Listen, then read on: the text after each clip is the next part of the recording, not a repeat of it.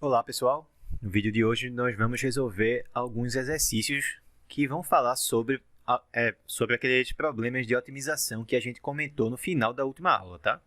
Então vão ser problemas, como vocês já podem ver aqui no enunciado, vão ser problemas de determinar os máximos e os mínimos de uma certa função, tá? A gente vai querer sempre os máximos e mínimos absolutos, tá?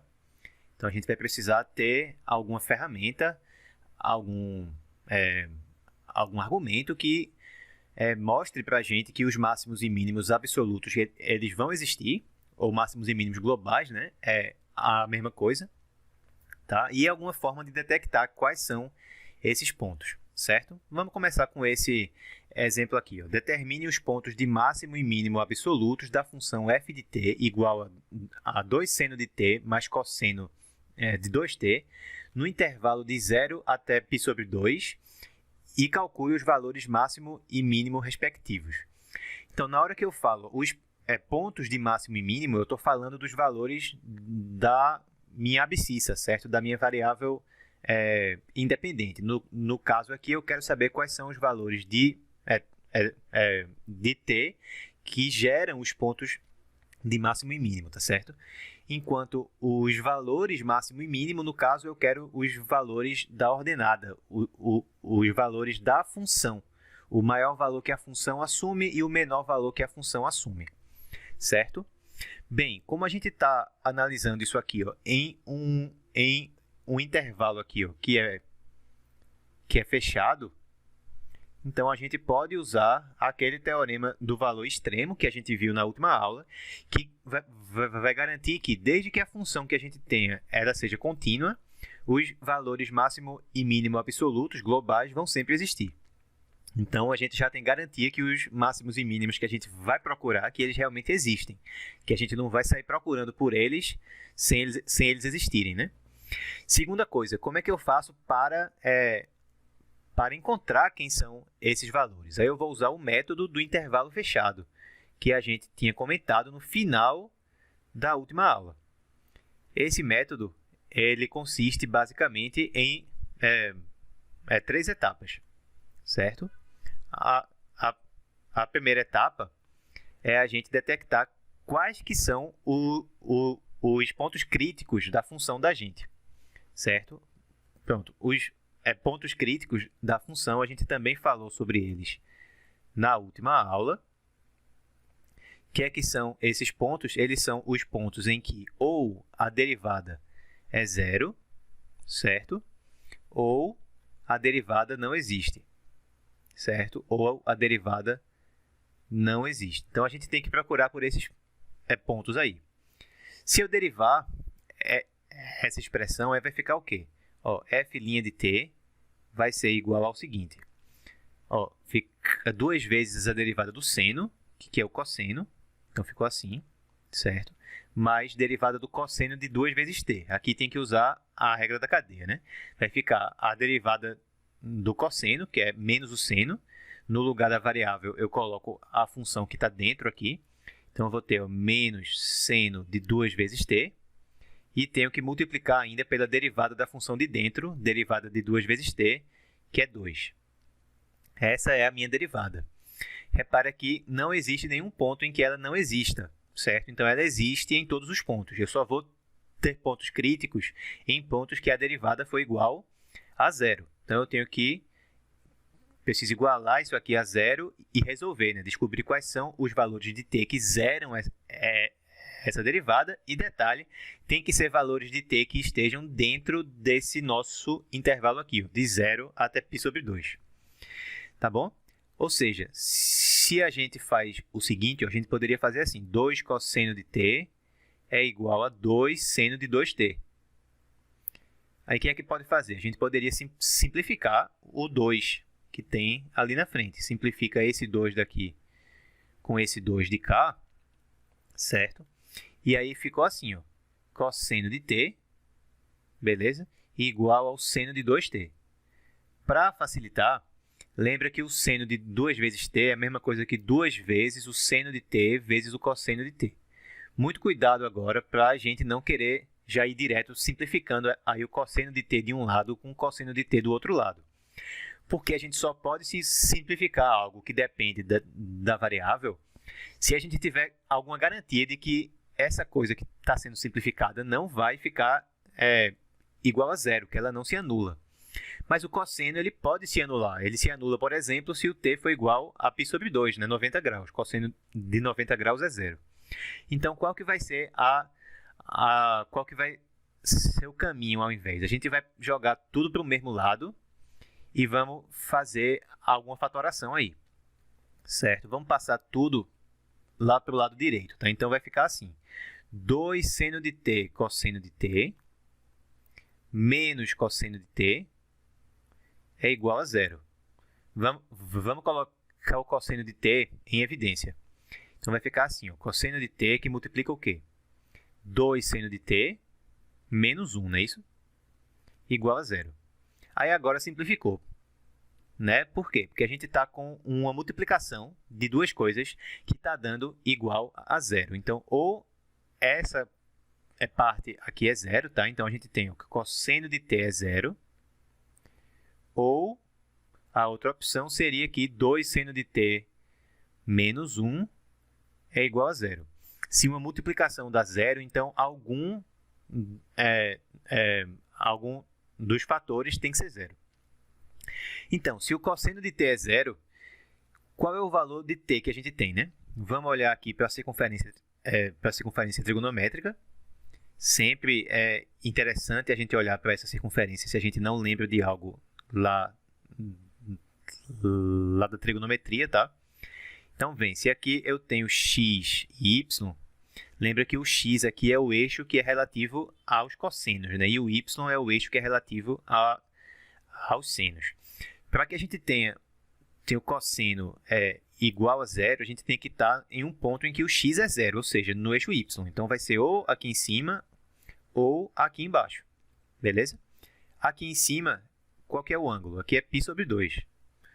Ou os seus arcos côngruos, né? Poderia ser π sobre 2 mais 2π, mais 4π, e assim por diante. Mas no intervalo que a gente está interessado, o único desses valores que ia funcionar seria realmente π sobre 2. Aqui embaixo seria 3π sobre 2, mas não interessa nesse intervalo que a gente está, certo? Então, se a gente está falando que o cosseno de t é zero, então a gente pode garantir já que aí, no caso, a única opção para o t seria π sobre 2, dentro do intervalo que a gente está analisando, tá? Mesma coisa agora aqui.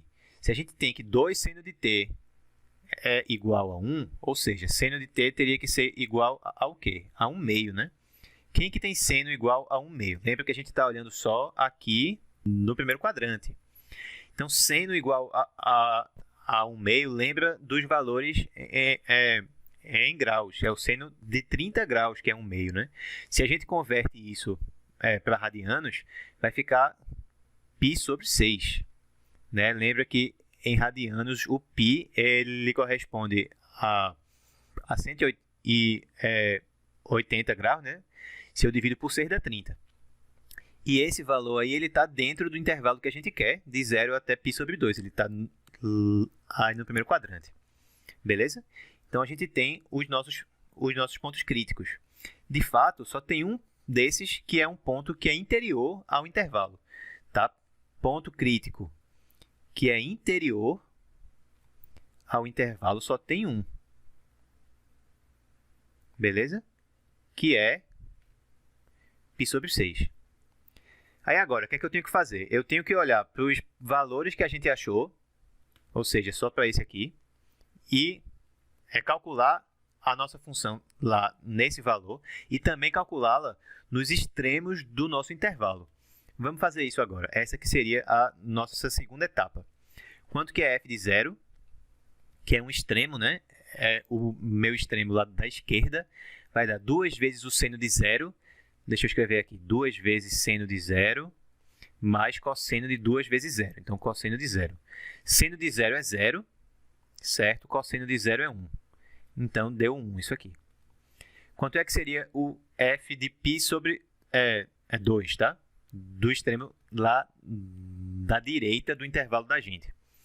Então, vai ficar o quê? Vai ficar 2 vezes o seno de π sobre 2 mais cosseno de 2 vezes π sobre 2, ou seja, π, tá? O seno de π sobre 2, ele vale 1. E o cosseno de π, ele vale menos 1. Tá bom? Então, 2 vezes 1 menos 1 dá 1 de novo. Lembra aí, por exemplo, que aqui que é o ângulo π sobre 2, ele está aqui, o y aqui é 1, e no π, né, que seria aqui 180 graus, tá? Aí o cosseno, que é o eixo x, ele vale menos 1. Agora, finalmente, no ponto que a gente calculou, né, no π sobre 6, aí vai dar o quê? Vai dar 2 vezes o seno de π sobre 6, certo? Mais cosseno de 2 vezes π sobre 6, ou seja, de π sobre 3. Tá? Π sobre 3. Então, π sobre 6 é a mesma coisa, né, de 30 graus. Então, isso aqui vai dar seno de 30 graus, que é 1/2. E aqui vai dar cosseno de π sobre 3, que é 60 graus. Cosseno de 60 também é 1/2. Então, eu vou ter 2 vezes 1/2, que daria 1, né? 2/2, mais 1/2 vai dar 3/2. Terceira etapa do método do intervalo fechado. O que é que eu tenho que fazer? Eu tenho que olhar para esses valores que a gente calculou. Esse e esse. O maior valor que a gente achar é o máximo global. Então, esse aqui é o máximo, vai ser o máximo global, tá?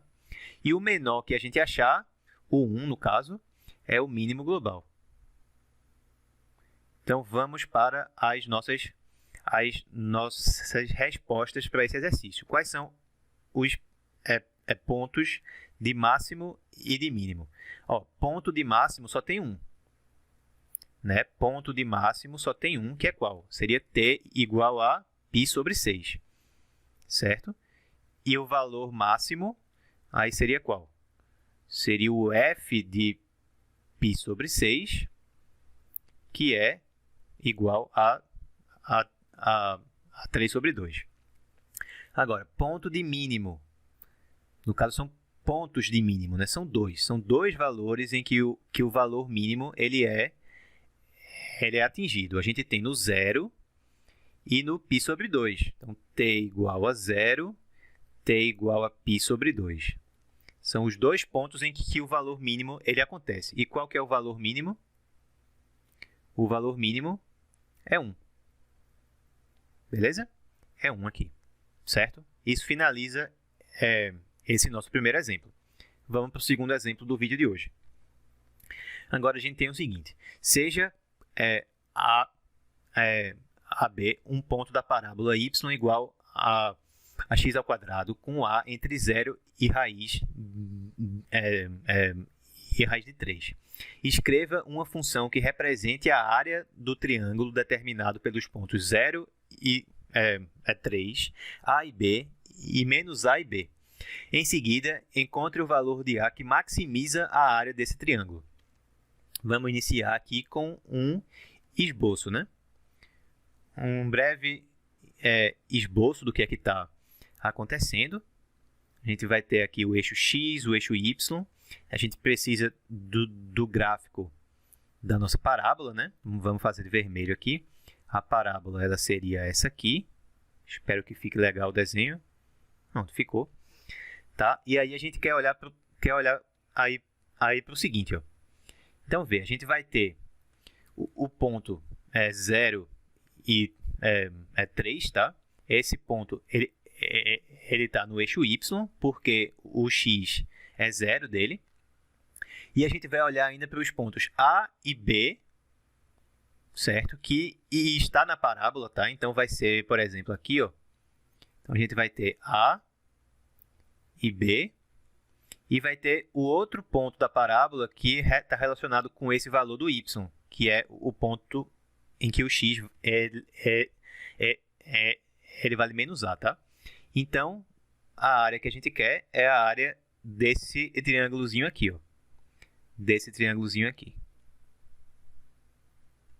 Certo? é justamente essa área aí que a gente está querendo calcular. Repara que como o A ele está entre 0 e a raiz é de 3, então o A realmente está do lado direito aqui, certo? Está realmente do lado direito. E o A não vai ficar maior do que esse valor aqui. Ó. Raiz de 3 seria justamente aqui. Seria o ponto que iria gerar o y igual a 3. Beleza?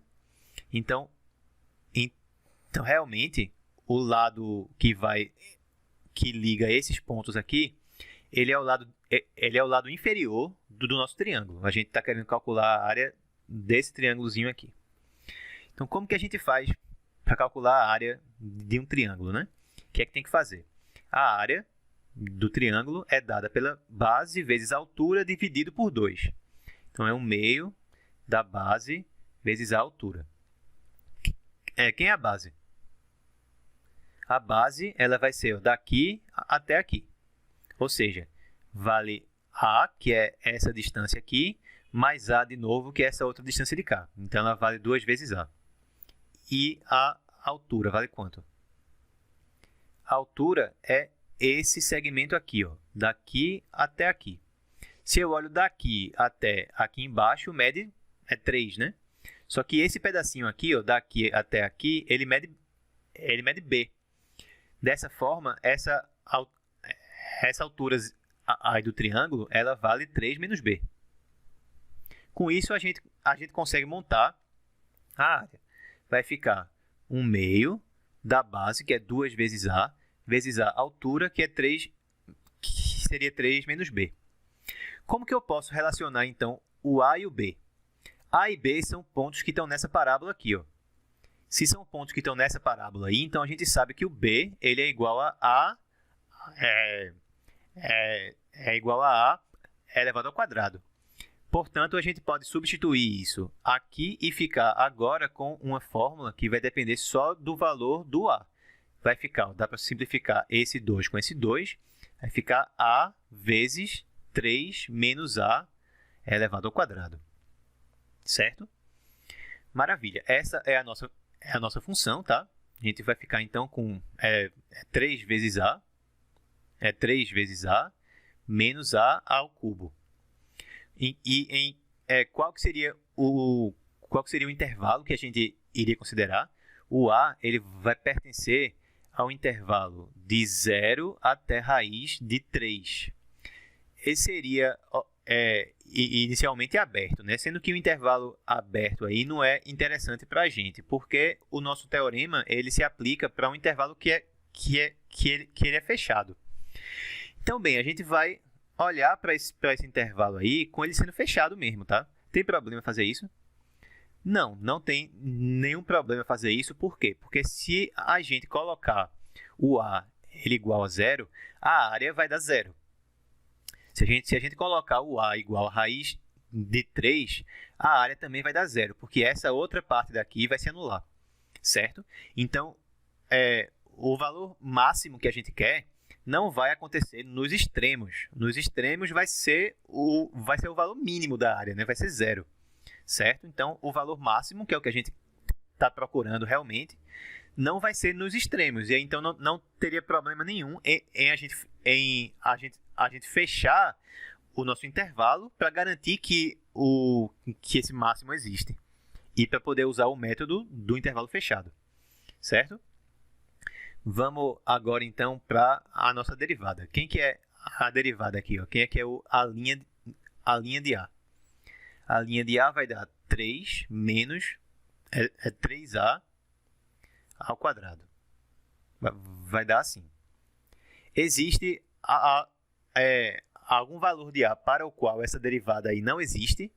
Não, ela existe para o valor de A que a gente quiser. Então, os nossos pontos críticos vão aparecer apenas quando a derivada aí for igual a 0, certo? Então, a gente tem que fazer isso igual a 0. Na realidade, vai ficar 3 vezes A ao quadrado igual a 3. Dá para simplificar aqui e aqui. Ficou A ao quadrado igual a 1. tecnicamente, a gente teria A igual a mais ou menos 1, sendo que no intervalo que a gente quer, ó, a gente está pegando só valores positivos de A, então o A teria que ser igual a 1. Beleza? O A teria que ser igual a 1. Esse aí é o único ponto crítico no interior do intervalo. Beleza? Para finalizar, a gente tem que agora comparar o valor da função da gente no ponto crítico que a gente calculou e nos extremos. Como a gente falou, nos extremos vai dar zero, né? A gente já sabe disso. A gente já sabe que A de 0 é 0 e A de raiz de 3 também é 0, porque aí a gente vê direto por essa fórmula aqui que esses valores vão ser iguais a 0, tá? Agora, quanto que é o A de 1? A de 1 vai dar, vamos olhar logo por aqui, por essa outra fórmula que tem aqui, ó, vai dar 3 vezes 1 menos 1 ao cubo. Então, deu 3 menos 1, deu 2, que é maior que 0. Então, o maior valor foi aqui, em 1. Significa que o valor de A que maximiza a área vai ser qual? Vai ser 1. Essa é a resposta. O valor de A que maximiza a área é A igual a 1. Beleza, pessoal? Mais uma vez, usando o método do intervalo fechado. Certo? Vamos para mais um exemplo. Determine as dimensões do cilindro circular reto de maior volume que pode ser inscrito em um cone reto de altura que vale 6 centímetros e raio que vale 3 centímetros. Vamos fazer aí o nosso desenho, né? Vamos pegar aqui o nosso cone primeiro. Tá? E dentro desse cone a gente vai ter um cilindro que vai estar inscrito nele. Então, ele vai estar assim, ó. A base dele aqui em cima ela vai estar contida na superfície lateral do nosso cone, certo? E a base de baixo vai estar dentro lá da base do nosso lá na base do cone. A gente quer as dimensões do cilindro. Então, a gente tem que dizer quanto que vale o raio desse cilindro, que vamos chamar de R, e quanto que vale a sua altura. Eita, que ficou horrível aqui. Deixa eu ajeitar isso, tá? Rapidinho. Quanto que vale o raio e quanto que vale a sua altura.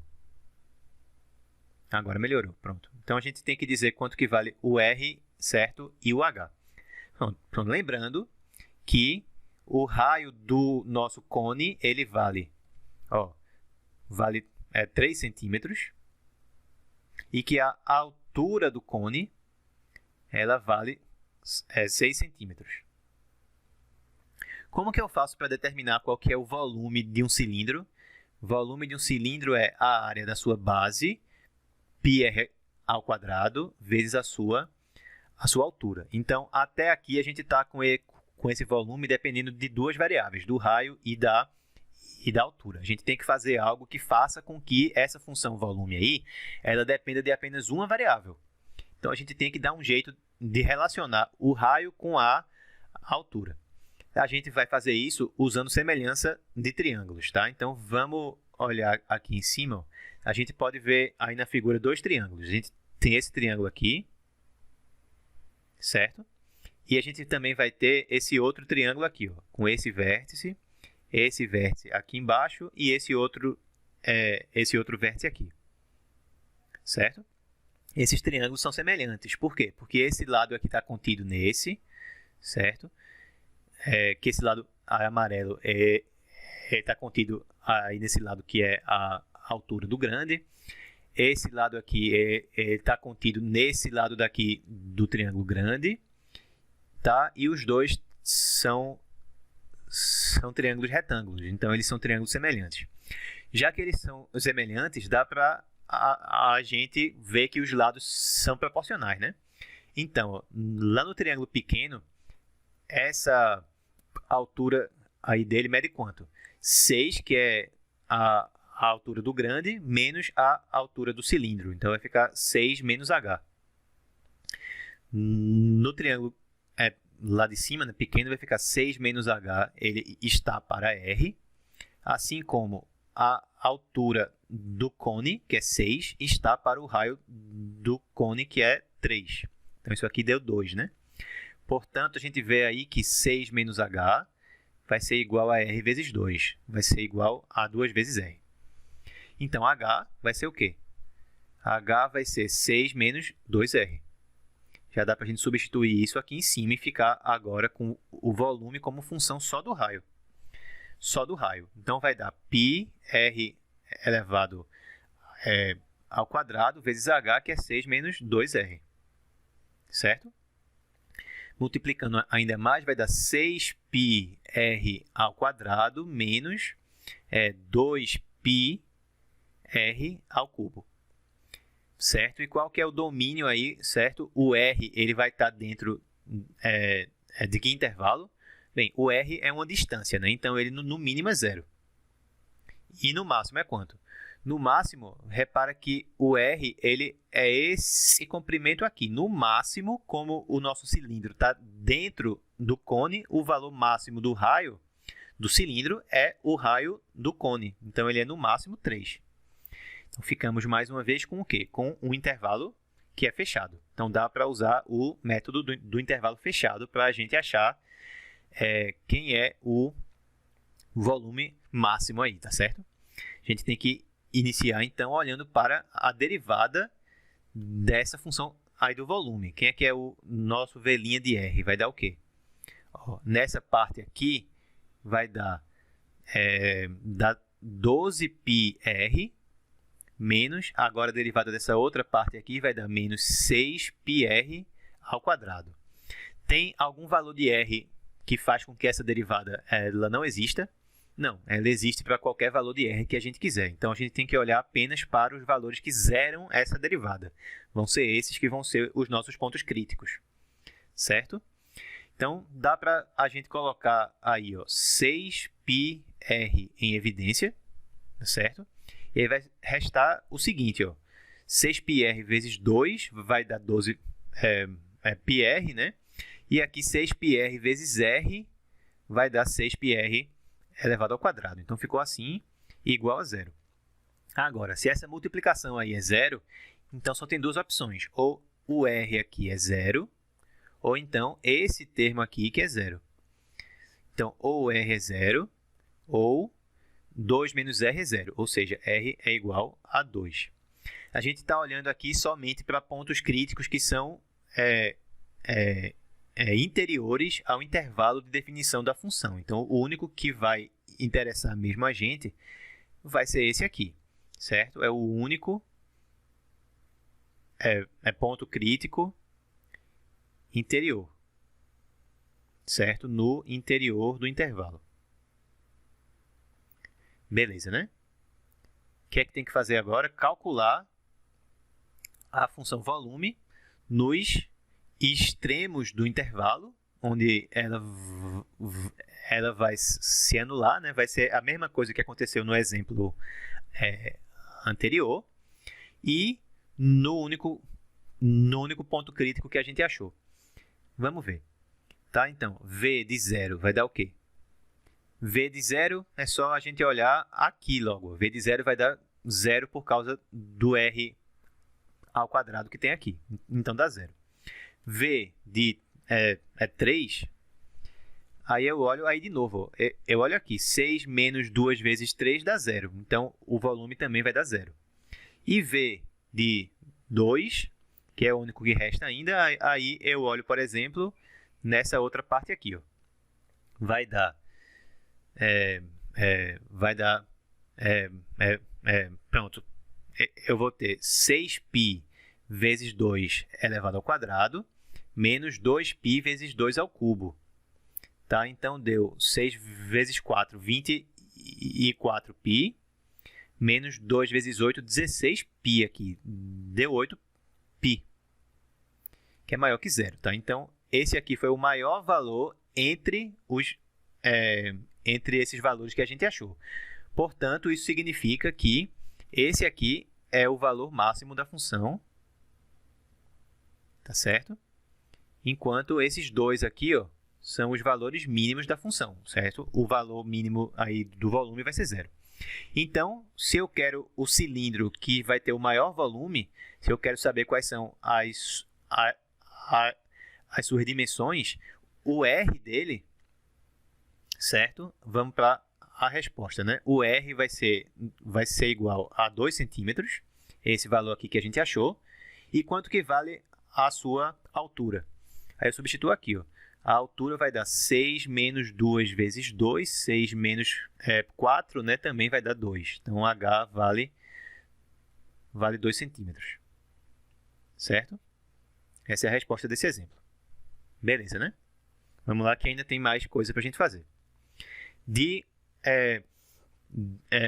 uma placa retangular de lados com comprimentos 3 metros e 8 metros, remove-se de cada um dos 4 cantos um quadrado de lado X, a fim de se formar uma caixa que não vai ter tampa. Determine o valor de X para que o volume da caixa seja máximo. Bem, então a gente tem um retângulo inicialmente, certo? Um retângulo de lados. Aqui o menor, ele vale 3, tá? E o maior vale 8. E aí, em cada um dos cantos dele, a gente vai tirar um quadradinho aqui de lado X. Então, X e X. Aqui, mesma coisa, X e X. Aqui, tira outro de lado X e X. E aqui em cima também. Quando a gente dobrar esse retângulo, ele vai ficar mais ou menos assim. Tá? Deixa eu fazer aqui o desenho. Vai ficar assim.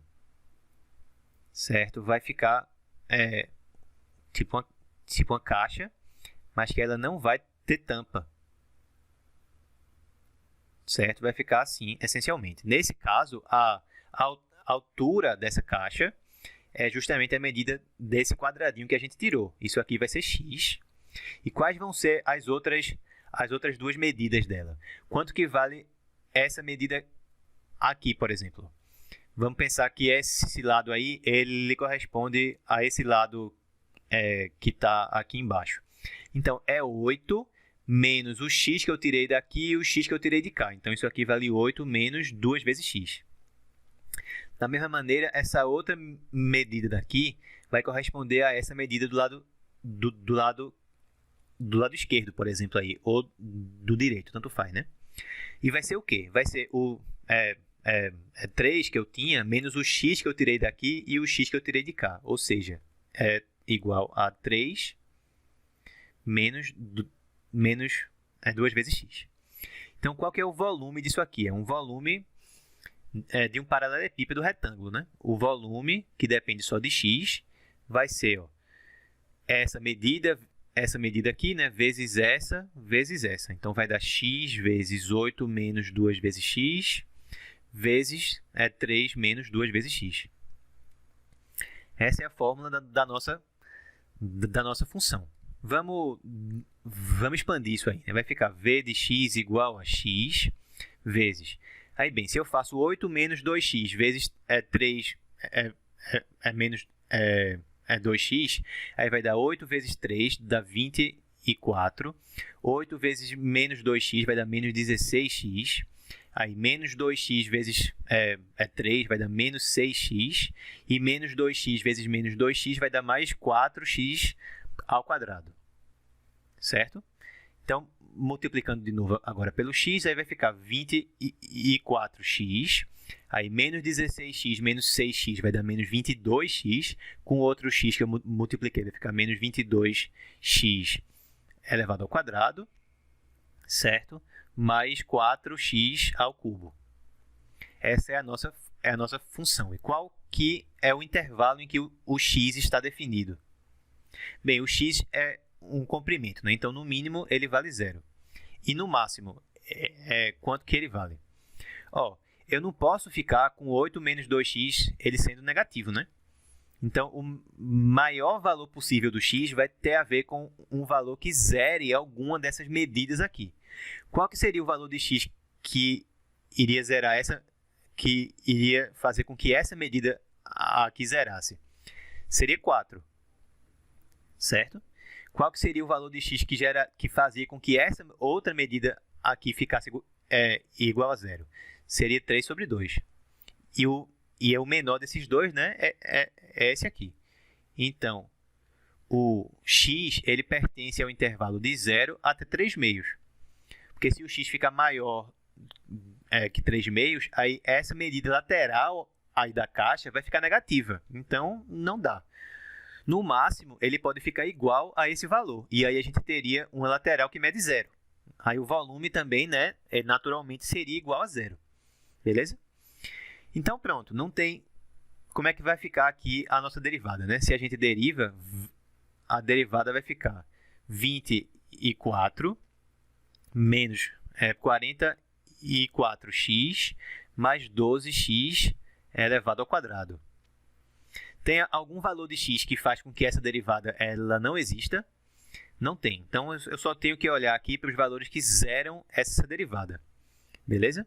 Então, se eu começo aí com a minha equação, 24 menos 44x mais 12x elevado a 2 igual a 0, dá para simplificar tudo aí por 4, né? Por 4. Se fizer isso, aí vai dar 6 menos 11x mais 3x ao quadrado igual a 0. Vamos descobrir qual é o valor de x que zera isso aí usando a fórmula de baixo, que é a fórmula quadrática. Quem é o delta? Delta seria b elevado ao quadrado, vai ficar menos 11 ao quadrado, fica 121, menos 4 vezes a, que é 3, vezes c, que é 6, certo? Então, deu 121 menos, pronto, 4 vezes 3 dá 12, 12 vezes 6 dá 72. E aí, 121 menos 72 vai dar igual a 49, né? Que tem raiz quadrada exata, maravilha. Então, o x vai ficar o quê? Menos b, então menos menos 11 dá 11, mais ou menos a raiz de 49, que é 7, sobre 2 vezes a. Lembra que o a é 3, então sobre 6, tá? Então, quais são os valores de x? Se eu adiciono, vai dar 11 mais 7, dá 18 sobre 6, dá 3. E se eu faço a diferença, vai dar 11 menos 7, dá 4, sobre 6, dá 2 terços, né? Daria 4 sextos, que é a mesma coisa que 2 terços. Agora, aí vamos observar que esse valor aqui não interessa. Por quê? Porque ele está fora do nosso intervalo de consideração. Então, o único valor que a gente está interessado é esse aqui. É o único ponto crítico interior do intervalo. O único ponto crítico interior. Certo? Então, a gente já fez até a segunda etapa do método do intervalo fechado. Só falta uma, que é qual? É a gente olhar para o valor da função volume nos extremos. Então, eu vou fazer v de 0, v de 3 meios e v do ponto crítico que a gente achou, que é 2 terços. Certo? Se eu tivesse outro ainda ponto crítico que eu tivesse achado, eu também iria calcular dele aqui, tá? V de 0 vai dar o quê? Já olha por aqui, ó. V de 0 é 0. V de 3 meios também dá 0. Olha aqui. Essa parte aí que eu destaquei vai dar 0, certo? Também. E V de 2 terços, aí vamos olhar também aqui. O que é que vai ficar? A gente vai teria o x, né, que é isso aqui, vezes 8 menos 2 vezes 2 terços, dá isso, vezes 3 menos 2 vezes 2 terços. Então, dá isso. Vamos lá, então. Dá 2 terços vezes. Pronto. Se eu tiro o mínimo, vai ficar 3 aqui embaixo. Aqui em cima vai ficar 24 menos 4. E aqui vai dar o quê no outro? 3 embaixo também. Aqui vai dar 9 menos 4, tá? Ou seja, ficou 2 vezes 24 com menos 4 vai dar 20, vezes 9 menos 4, que é 5, sobre 3 vezes 3 vezes mais um 3, que é 27. Então, em cima deu 2 vezes 5 dá 10, 10 vezes 20, 200, 200 sobre 27. Isso aí dá maior que zero. Tá? Então, o que é que isso significa? Então, significa que v de 2/3 é o valor máximo da função. Esse aqui é o valor máximo. Beleza? Enquanto o valor mínimo da função é zero, que é obtido tanto aqui, certo, como aqui. Beleza? Então, qual que é o valor de x que faz com que o volume da caixa seja máximo? 2/3. É esse valor aqui. Então, a resposta do problema é x igual a 2/3. Certo? Lembra que, para usar o método, a gente tem que verificar se o método do intervalo fechado está indo até o final. Né? Então, a gente tem que fazer essa última parte aqui, certo, também. Não basta achar qual que é o ponto crítico e já dizer que o máximo vai ser nele, não. Se fizer assim, vai ficar incompleto, infelizmente. Vamos agora para o último exercício do nosso vídeo de hoje, tá? Pronto, a gente tem um retângulo que tem os dois vértices inferiores sobre o eixo do x e os dois vértices de cima, eles pertencem à curva y igual a 15 menos x ao quadrado, que é uma parábola. Dentre todos os retângulos que têm estas condições, quais as dimensões daquele que tem a área máxima? Então, vamos começar, mais uma vez, com um esboço do que está acontecendo, para facilitar a vida da gente, tá? Então, bem, a gente tem aqui o eixo y, aqui o eixo x, e a gente vai ter uma função quadrática que seria côncava, seria côncava para baixo, né? Porque o a ali, que é menos 1, ele seria negativo, tá? Então, ela é assim. O nosso retângulo, ele vai ser assim, ó. Ele tem o lado de baixo tá em cima do eixo x, certo? E o lado de cima, os vértices dele vão ter que ser pontos da parábola. Então, ele vai ser assim, certo? Esse aí que é o nosso retângulo, certo? Beleza, vamos dizer que esse cara aqui é x. Dessa forma, esse cara aqui vai ser menos x, né? Por causa da simetria da parábola. E quanto que vale esse ponto aqui? Lembra que ela está lá na parábola, né? Então, o x é x e o y é 15 menos x ao quadrado. Então, a gente quer a área desse retângulo aqui. Como que eu calculo a área de um retângulo? A área vai ficar, já serve em função do x, vai ser a base, que mede isso aqui, de menos x até x, ela mede 2 vezes x, e a altura é o valor do y desse ponto aqui de cima. Ó. Então, vale 15 menos x ao quadrado. Então, a área em função de x vai ser 2 vezes x vezes 15 menos x ao quadrado. Certo? Beleza. Então, se eu multiplico, vai dar 30x menos 2x ao cubo. E o x ele vai estar em que intervalo? Bem, eu estou olhando aí para o x, né, como um ponto que está tá do lado direito do eixo y. Então, ele é algo que é no mínimo zero, certo? Ele vai ter que ser no mínimo zero. E no máximo, aí ele vale o quê? No máximo, ele vai ser igual a esse valor aqui. Ó. Qual que é esse valor? Já que o meu lado inferior tem que estar no eixo x, né? E tem que estar embaixo da parábola. Certo? Isso aqui vai ser a maior raiz dessa função, que é raiz de 15, obviamente. Tá? Então, isso aí é no mínimo zero e no máximo raiz de 15. Tá bom? Beleza. Então, é um intervalo que é mais uma vez fechado. Vamos derivar. Quem é que vai ser a linha de x? A linha de x vai ser 30 menos 6x ao quadrado. Tem algum valor de x que faz com que essa derivada não exista? Não tem. Então, os únicos valores que eu tenho que procurar são os valores que zeram essa derivada. Então, a gente vai ter 6x2 igual a 30. Simplificou. Deu x elevado a 2 igual a 5. Então, x seria mais ou menos raiz de 5, sendo que no caso aqui, ó, a gente só precisa do valor positivo.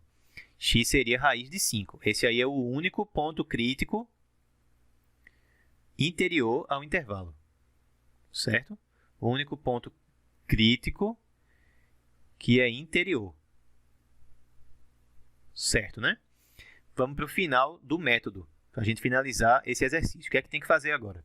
A gente tem que calcular a área nos extremos do intervalo. Então, A de 0, A de raiz de, A de raiz de 15 e A do ponto crítico que a gente achou, A de raiz de 5. Bem, quanto que dá aqui, né? Só é olhar aqui, ó, vai dar 0, porque esse já zero. Esse aqui também dá 0, aí no caso é só olhar aqui. Esse termo aí todo zero, certo também. E esse aqui vai dar o quê? Quando o x for raiz de 5. Aí eu vou ter... só é substituir, por exemplo, aqui também, tá? Vai dar 2 vezes raiz de 5, certo? Vezes 15 menos raiz de 5 elevado ao quadrado, que é 5. Tá? Então, deu 20 raiz de 5. Certo? Que é maior que 0. Então, como esse valor aqui foi o maior que a gente achou, significa que o valor da função na raiz de 5, esse aqui é o valor máximo da função. É a área máxima que a gente vai achar. Enquanto esses dois aqui, 0, né, vão ser os valores mínimos da área. É 0, né? Então, vamos lá. Quais são os... Então, qual que é a pergunta, né? Quais são as dimensões do retângulo que tem a maior área? Então, o x que a gente quer, o x aqui, ó, é raiz de 5. Então, vamos lá para a resposta. A base do retângulo que tem a área máxima vai ser qual? A base é isso aqui, ó. Ela é 2 vezes x, então vai ser igual a 2 vezes raiz de 5, certo? Por outro lado, a altura vai ser qual? A altura vai ser 15 menos x elevado a 2, então 15 menos 15 menos raiz de 5 elevado ao quadrado, que é justamente isso aqui. Deu 10, né? Pronto.